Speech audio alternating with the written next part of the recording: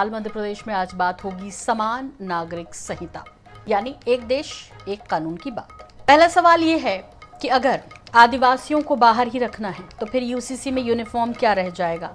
दूसरा सवाल ये होगा कि क्या अलग अलग समुदायों के अलग नियम रखने से यूसीसी का मूल उद्देश्य कमजोर नहीं होगा, ये भी एक सवाल है।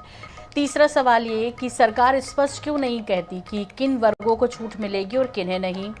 चौथा सवाल ये कि क्या यूसीसी सामाजिक सुधार का विषय है या चुनावी ध्रुवीकरण का हथियार। पांचवा और आखिरी सवाल ये होगा कि यूसीसी से सबकी भलाई है या सांप्रदायिकता और बढ़ेगी। ये सबसे ज्वलंत और बड़ा सवाल है।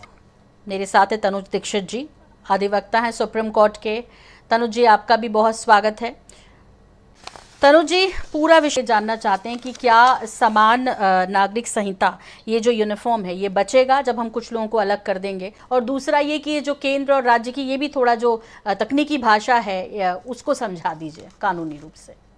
देखिए, मैं सबसे पहले आपको वही केंद्र और राज्य की जो चर्चाएं हो रही है उसको क्लियर करते हैं। जो आर्टिकल 44 में जो स्टेट लिखा है उसका मतलब राज्यों से नहीं, उसका मतलब संपूर्ण भारत से ही होता है। उत्तराखंड इसके लिए एक बड़ा उदाहरण है। कॉन्स्टिट्यूशन का जो 15 शेड्यूल है उसमें उनके संवैधानिक राइट्स को संरक्षित किया हुआ है, और ये जो संरक्षण है इसकी सुरक्षा हेतु आर्टिकल 244 हमारे इंडियन कॉन्स्टिट्यूशन में मौजूद है, जो कि 15 शेड्यूल और 16 शेड्यूल के सारे अधिकारों के संरक्षण का ध्यान रखने हेतु है। अब ये समझिए, जिस तरीके से आरक्षण भारत में लागू होने से आर्टिकल 14 इक्वालिटी पर कोई असर नहीं पड़ता है, उसी तरीके से अगर हम आदिवासी समाज को इससे बाहर रखते हैं तो इस पे कोई विशेष फर्क नहीं पड़ेगा।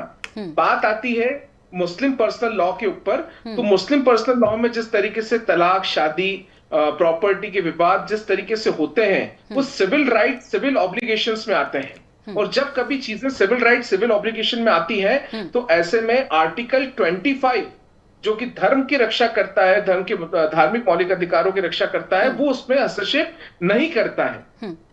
आर्टिकल 44 जो कि डायरेक्टिव प्रिंसिपल है, राज्यों का कर्तव्य है, यानी राष्ट्र का कर्तव्य है इसको लागू कराना जहां पर भी संभव हो।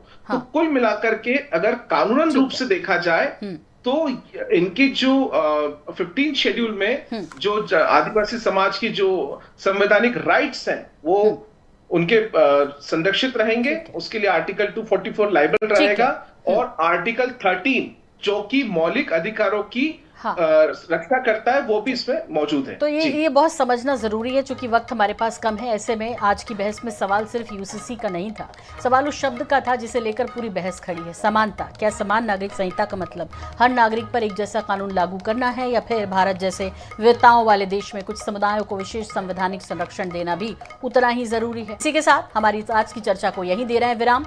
सभी आपको नमस्कार जिसने समय दिया, और मुझे भी दीजिए इजाजत। नमस्कार।